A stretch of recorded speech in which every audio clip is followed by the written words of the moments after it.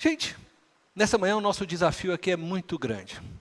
A palavra que eu quero compartilhar com vocês é uma palavra que eu diria polêmica. Alguns textos da Bíblia são polêmicos.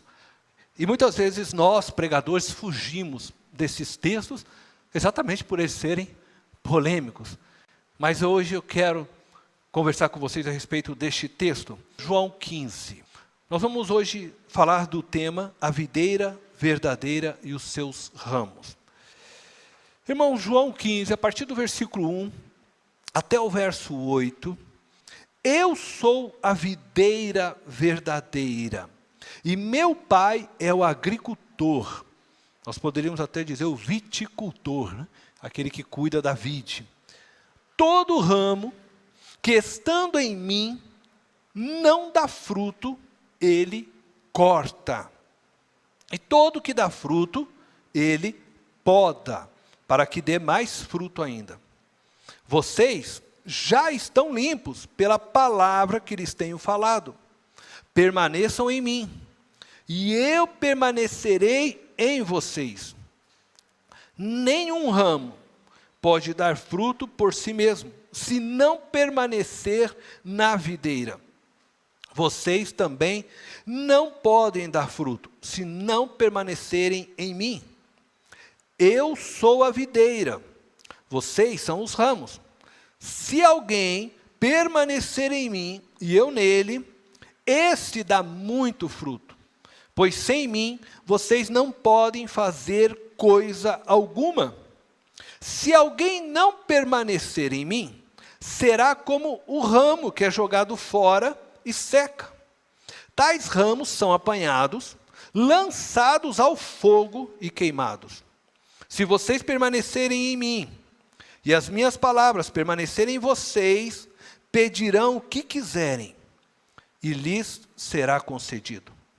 Meu Pai é glorificado pelo fato de vocês darem muito fruto, e assim serão meus discípulos. Amém? Este texto do Evangelho de João não é fácil de interpretar, embora muito conhecido, muitas vezes lido. A videira, ela é uma das figuras usadas no Antigo Testamento como ilustração do povo de Israel.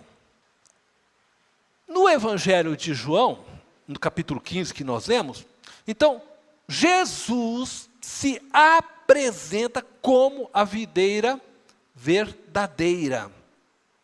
Isso significa que ele chama para si tudo aquilo que Deus havia projetado, tudo que Deus havia planejado como videira. Israel, a videira, representa o povo de Deus. Israel, a videira, representa todo o projeto que Deus havia feito para a humanidade, a partir, então, da sua aliança com Abraão. E Jesus chama para si essa responsabilidade. Agora ele afirma, eu sou a videira verdadeira. O que ele está dizendo de outro lado era que Israel era só uma figura, uma sombra de algo, então, que seria revelado, e agora ele está se revelando para os seus discípulos que ali estavam ouvindo. O povo de Israel, enquanto videira, não produziu os frutos esperados, de tal forma que Deus permitiu que fosse saqueado, destruído, como nós vimos, né? Veio o juízo de Deus. Jesus, pelo contrário, Jesus produz os frutos esperados pelo Pai. O significado principal deste ensino aqui de Jesus, de João 15, aponta para o nosso relacionamento com Ele, Cristo, e a nossa dependência para com Ele. Dependemos totalmente dEle. Sem Ele não podemos produzir fruto. Sem Ele não há um fluir da vida. Porque Ele é a videira, é dele que sai toda a seiva, é dele que flui a vida, que vai então para os ramos. Ele é a videira verdadeira. o Evangelho de João nos afirma que o Pai é aquele que cuida, que cultiva a videira. Até aqui, a gente não encontra nenhum problema no entendimento deste texto, até o primeiro verso. Mas quando a gente entra no segundo verso, aí surge para nós uma expressão que eu diria assim, complicadora, se eu posso assim dizer. Veja só o que diz o verso 2, João 15, verso 2. Todo ramo que, estando em mim, não dá fruto, ele corta. Aqui nós encontramos então o fator complicador. É a palavra corta. A palavra do grego aí, airo, significa remover. Todo ramo que, estando em mim, não dá fruto, ele corta. A questão aqui é de você definir o que é o ramo. Quem são os ramos? A palavra grega, airo, ela significa remover. Alguns estudiosos dizem que ela pode significar também levantar. É como se o cultivador fosse lá e levantasse os galhos, o ramo, para que ele pudesse encontrar luz e assim crescer novamente. Entretanto, esse texto, no seu todo, parece não denotar isso. Ele quer dizer realmente remover, cortar, tirar. Por quê? Porque nós lemos que no verso 6 ele diz que esses galhos vão ser jogados fora. Então, não é um levantar e vai ficar. Não, ele vai cortar porque vai ser queimado. Vai ser queimado. Então, não dá para nós levarmos nesse sentido, como alguns estudiosos tentam fazê-lo, para poder, dessa forma, justificar suas próprias doutrinas. Nós precisamos ler a Bíblia com muito cuidado, e nós não temos que ler a Bíblia tentando defender uma posição nem arminista, e nem tentar defender a posição calvinista ou qualquer outra. Nós temos que ler a Bíblia e enxergar o que está nela. E é por isso que eu digo que é complicado, então eu quero que você esteja muito atento àquilo que nós vamos falar aqui. Eu quero propor duas maneiras de nós compreendermos este texto, tá? A partir da palavra ramo. Por quê? A palavra ramo ela pode ser compreendida se referindo aos discípulos. Aí ela está dizendo a nós, cristãos. E uma outra proposta se referindo à humanidade, de uma maneira geral. Então, eu vou apresentar essas duas propostas, tá, a vocês. A primeira proposta, nós vamos estar considerando, então, ramo, se referindo aos discípulos, se referindo a nós, cristãos. Essa consideração, ela é sustentada pela afirmação de que a metáfora da videira se refere a Israel, povo de Deus. Então, quando Jesus diz, eu sou a videira, e tudo que está ligado a ele está se referindo ao seu povo, isto é, os ramos estão ligados a ele, então os ramos são seus discípulos, são o seu povo, são aqueles que se dizem, então, convertido a Cristo. Parte deste princípio, então, a ideia de que se o texto se refere aos discípulos. Bom, um ramo de videira não tem vida e nem utilidade se não continuar ligado à videira. A seiva que flui pelo caule é o que capacita os ramos a produzirem a uva, o fruto. Sem a seiva, sem a vida, né, que passa então por esse caule até chegar aos ramos, não há vida, não há fruto. Aí ele se torna infrutífero. Dentro dessa consideração, o texto está nos dizendo que a mesma coisa acontece com os discípulos de Jesus. Somente à medida que os seus discípulos permanecem unidos a Ele e têm nele a origem e a fonte de sua vida, é que eles podem produzir o fruto. Que fruto? A qual fruto o texto está se referindo? Tudo nos leva a entender que está falando do fruto do Espírito. Pode-se pensar em evangelização? Pode. Mas o texto está falando certamente do fruto do Espírito. Mas evangelização é parte de todos aqueles que estão cheios do fruto do Espírito. É consequência de um viver com Deus. Se nós, seus discípulos, estamos ligados a Jesus, nós produziremos fruto. É isso que se espera. E é isso que Jesus está dizendo. É isso que o texto nos ensina. Se não produzirmos fruto, considerando que Ramos aqui está falando de todos os discípulos, se nós vivermos a nossa vida sem nos alimentarmos da seiva, sem nos alimentarmos da vida de Jesus, e eu diria até que ao invés de nos alimentarmos de sua palavra, de sua vida, nós nos alimentarmos da cultura que nos é trazida pelo mundo, nos apresentada, né, pelas mídias, pelas redes sociais, se nós começarmos a alimentar o nosso ser daquilo que não provém de Cristo, certamente que nós não poderemos dar os frutos que vêm da própria vida de Cristo. O fruto que nós vamos dar são frutos de morte, frutos que o apóstolo Paulo coloca dentro da carne, frutos que não são esperados pelo Pai. De tal forma que Ele olha para nós e nos vê como infrutíferos.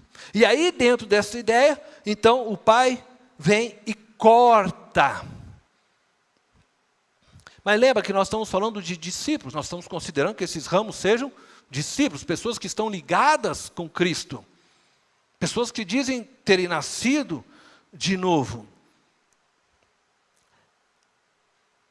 E o texto nos mostra que sem Jesus, nós não vamos conseguir ter uma vida frutífera, uma vida dominada pelo Espírito Santo.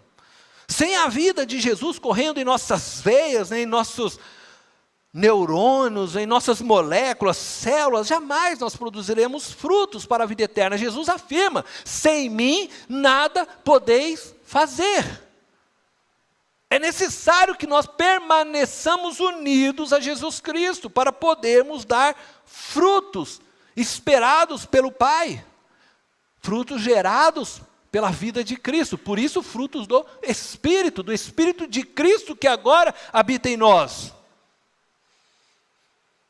E talvez você possa se perguntar, mas como podemos permanecer nele?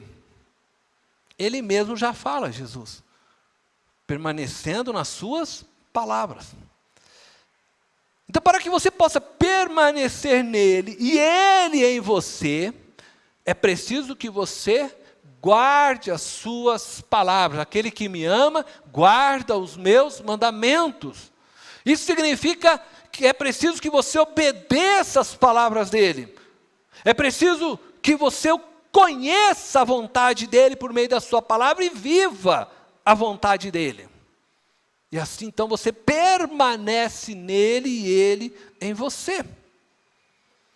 Por isso, a Bíblia precisa ser lida e meditada por nós com seriedade. Agora, eu não vou fugir da complicação desse texto. Poderia parar aqui, né? Estaria ótimo, mas eu me sentiria mal em deixar essa coisa assim, né? Então, qual é o fator complicante desse texto? É que toda a Bíblia, ela nos ensina que aqueles que nasceram de novo não perdem a sua salvação.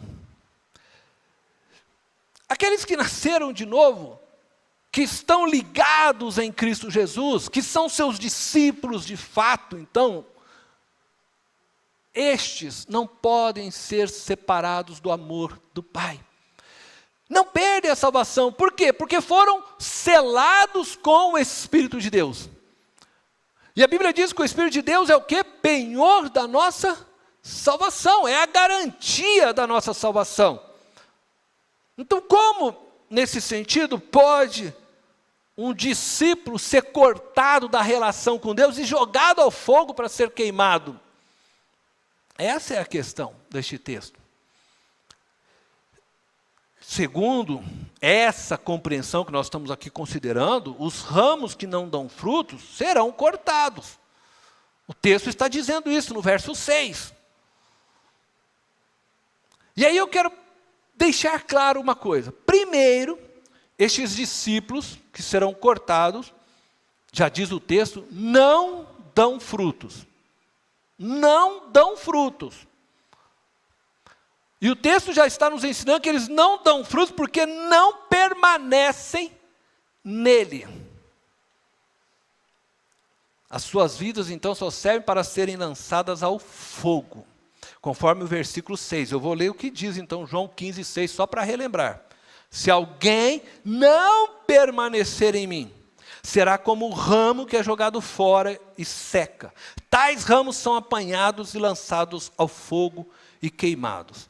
Eu vou aqui apresentar para vocês as diversas propostas dos teólogos. Para muitos teólogos, Jesus está se referindo àqueles que recebem a palavra com alegria, mas que ao serem questionados pelos amigos, ou diante as muitas tarefas impostas pela sociedade, acabam deixando o evangelho de lado.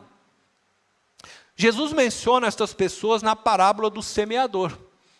Mateus, capítulo 13, depois vocês podem ler em casa, do verso 18 ao 23. Contudo, na parábola do semeador, existe um abandono da fé por parte daqueles que creram, e não uma intervenção, uma ação de Deus cortando as pessoas da sua ligação com Cristo. Existe uma ação do próprio homem com relação a Deus, se distanciando de Deus por vergonha, por tempo, enfim, conforme diz a parábola, mas não uma ação de Deus cortando. Outros teólogos afirmam que Jesus está se referindo às pessoas que pensam serem discípulas, que obtiveram o conhecimento da verdade, professaram a sua fé, foram batizados na igreja, mas que nunca se converteram de fato ao senhorio de Jesus. Elas estão na igreja, parecem convertidas, mas não são convertidas. Elas curam em nome de Jesus, elas expulsam demônios em nome de Jesus, profetizam em nome de Jesus, mas não fazem a vontade do Pai, não se submetem à vontade do Pai. Elas são citadas no Evangelho de Mateus, capítulo 7, do verso 21 ao 23. Jesus diz, a essas pessoas: vocês me chamam Senhor, Senhor, Senhor, mas eu nem vos conheço. Apartai-vos de mim, ele diz. Aí eu levanto também o questionamento: porventura, estaria Jesus chamando de discípulos aqueles que ele sabe que nunca foram seus discípulos? Ele estaria colocando aqui como discípulo pessoas que não são de fato discípulos? Eu acredito que não. Não consigo entender o texto assim também. Ainda outros acreditam que Jesus pode estar se referindo aos apóstatas. Estes são aqueles que abandonaram a fé por alguma razão. Tiveram uma experiência com Deus, mas não permaneceram nele, conforme diz o texto. Minhas palavras não permanecerem, E estes são, para mim, como aquelas pessoas da parábola do semeador. Elas abandonaram a fé. O apóstata é aquele que abandona a sua fé. Não foi Deus também que cortou essas pessoas da sua relação pessoal. Elas cortaram Deus da sua relação. Agora, preste atenção nisso. Ainda outro grupo que afirma que cortar é o que Deus fez com Safira e Ananias. Que ao mentir para o Espírito Santo, caíram mortos. Também dentro deste grupo é citado como exemplo os crentes de 1 Coríntios, capítulo 11, verso 29 e 30. Diz lá o texto que muitos dormiram Isto significa dizer que muitos morreram por pecarem contra o corpo na hora da celebração da ceia. O pai foi lá, vocês estão brincando comigo, é? Cortou eles, segundo essa posição teológica. Neste sentido, então, o pai corta os maus exemplos da igreja para que ela possa continuar crescendo e frutificando. Agora eu levanto aqui uma pergunta, eu não tenho a resposta, só vou levantar a pergunta. Será que Safira e Ananias, assim também como os irmãos lá de Corinto, foram lançados no fogo? Porque o texto diz que vão ser lançados no fogo. E aí então nós também poderíamos perguntar, se de fato eles também tinham nascido de novo. Com tudo isso, eu quero dizer para você o seguinte, a verdade é que muitos que se dizem discípulos de Jesus, em vez de permanecer nele, em sua palavra, preferem permanecer no conselho dos seus amigos. Preferem guardar no coração as palavras de homens do que a de Deus. Preferem serem aceitos pela turma, pela sociedade, do que suportarem a rejeição por causa de Deus. Muitos, porque os colegas, os amigos fumam e dizem que é bom, então eles também começam a fumar para serem aceitos. Algumas vezes os colegas nem dizem para eles fumarem, mas como eles querem serem aceitos, reconhecidos como parte daquela tribo, eles passam a fumar também. E eu estou usando o fumo, mas não é só o fumo, é muitas outras coisas. Às vezes é um amigo que faz bullying com outro, e para se sentir parte de uma turma, alguém começa também a fazer o bullying, porque ele quer ser da turma. E começa a fazer coisas que desagradam a Deus, mas ele quer se sentir abraçado pelos seus amigos, colegas. Então ele prefere agradar homens do que a Deus, agradar o ego do que a Deus. Alguns desses discípulos, dessas pessoas que dizem, então, ser cristão, que estão nas igrejas, mas que não permanecem em Jesus, escolhem, até mesmo conscientemente, caminhos errados, na certeza de que Deus é bom e os perdoará. Estão apoiados muitas vezes no evangelho da graça, de uma forma errônea no seu entendimento, acham que podem viver no pecado, afinal de contas, onde abundou o pecado, superabunda a graça. Então eu vou pecar mais, como diz o apóstolo Paulo, para que Deus mostre ainda mais a sua graça e do seu amor, não é? Algumas pessoas vivem assim.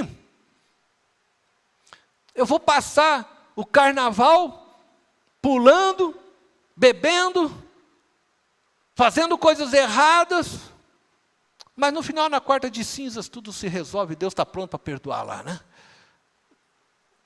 Pessoas vivem assim, como se Deus fosse um bobão, lá no céu, não vê as coisas, não lê o coração do homem, não sabe quem realmente está arrependido. Então eles escolhem pecar, acreditando então que Deus irá ignorar, os seus pecados. Esse é o tipo do discípulo que pensa assim, Deus é amor, Deus é misericordioso, no fim todo mundo vai ser perdoado, está tudo certo, estou na graça. Eu quero dizer para você hoje, não se engane, olhe para você nessa manhã, para o seu coração, para a sua vida. Os filhos de Deus, o texto nos ensina isso, produzem frutos do Espírito de Deus. Os filhos de Deus vivem em santificação, em amor, vivem na busca de paz, de justiça, de humildade. Os filhos de Deus pregam a mensagem da salvação, vivem a mensagem da salvação. Os filhos de Deus respeitam o seu próximo, não ficam por aí agarrando menininhas pelas esquinas da cidade, e nem as suas filhas. Fica cada dia com um rapazinho. Os filhos de Deus sabem que os seus corpos são santuários do Deus vivo, e não templo para a prostituição, para o despertar de desejos sexuais de outros. Se vestem com decência. Os filhos de Deus não destroem suas vidas com cigarros, drogas, álcool, qualquer outra coisa. Pois sabe que Deus deu a vida a eles para glorificá-lo e honrá-lo por meio dela. De fato, estes discípulos que não permanecem em Jesus, não são discípulos. São simpatizantes da mensagem de Jesus, e a igreja tem muitos simpatizantes, mas não são discípulos, pois não se deixam ser governados por Jesus, através do Espírito Santo e da sua palavra. Elas chamam Jesus de Senhor, Senhor, oram para Jesus, Senhor, Senhor, expulsam demônios em nome do Senhor, profetizam em nome do Senhor, mas na hora que precisam tomar decisões e posições éticas, morais, elas tomam a partir dos seus próprios umbigos, do seu coração, do seu ventre, dos seus desejos pessoais, e não direcionados pela palavra e pelo Espírito de Deus. Amam mais ao mundo do que a Deus. Preferem a honra que homens podem lhe oferecer do que a honra que Deus tem guardada nos céus. Valorizam as conquistas deste mundo, os conselhos deste mundo. Pais que não dão importância aos conselhos bíblicos para a educação de seus filhos, mas valorizam tudo que se escreve lá fora de educação, que os psicólogos, que os educadores, que o Paulo Freire e tantos outros, sei lá, escreve. Mas o que a Bíblia escreve ele ignora. Porque valoriza o que está lá fora, não valoriza o que Deus deu. Deus não mente. Deus não mente. Ele vai cortar os ramos que não dão frutos. Isso é certo no texto. Que não dão frutos provenientes da vida de Jesus. Deus vai cortar e lançá-los ao fogo. E o apóstolo Paulo testifica isso. Ele diz lá em 1 Coríntios 6, 9 ao 10. Vocês não sabem que os perversos, ele está falando isso à igreja. A igreja de Corinto, não herdarão o reino de Deus? Olha o que ele diz, não se deixem enganar. Nem imorais, nem idólatras, nem adúlteros, nem homossexuais, passivos ou ativos, nem ladrões, nem avarentos, nem alcoólatras, nem caluniadores, nem trapaceiros herdarão o reino de Deus. Se você tem trocado os conselhos de Deus pelos conselhos do mundo, se você tem preferido agradar a turma, a sociedade, os seus colegas de trabalho, ao invés de agradar a Deus, saiba que você será cortado do reino de Deus e servirá apenas para ser lançado no fogo. A diferença entre o discípulo e um simpatizante é que o discípulo obedece a tudo o que o Senhor Jesus ensinou. O simpatizante, ele obedece somente quando lhe convém, quando lhe é agradável. A pergunta que você precisa fazer, você é discípulo ou você é um simpatizante do Evangelho? O discípulo será salvo e tem a vida eterna. O Espírito habita nele e é penhor e garantia da sua salvação. O simpatizante será cortado e lançado no fogo. Se você quer estar ao lado de Jesus, quando Ele vier para reinar, abandone o pecado. Se arrependa de seus maus caminhos. Deixe os vícios de lado. Deixe o cigarro, deixe as drogas, deixe o álcool. Deixe a prostituição, deixe a roubalheira, deixe a fofoca. Deixe tudo de lado que é pecaminoso. Liberte-se destas coisas que te aprisionam. Siga Jesus, ouça as suas palavras, permaneça nelas. E Ele permanecerá em você. Amém? Quem sabe você está dizendo assim no seu coração aí, pastor, eu tenho tentado me libertar, mas não consigo. Eu quero falar para você, creia no poder de Deus. Creia de todo o seu coração, não há impossível para Deus. Se você quer isso, Ele vai te conceder essa libertação. Ele vai te encher do seu poder, da sua graça, e você vai se libertar pelo poder dEle, não pela tua força. Confia, se renda, se entrega, creia. Ele tem vida para fluir em você, vida para toda eternidade. Amém?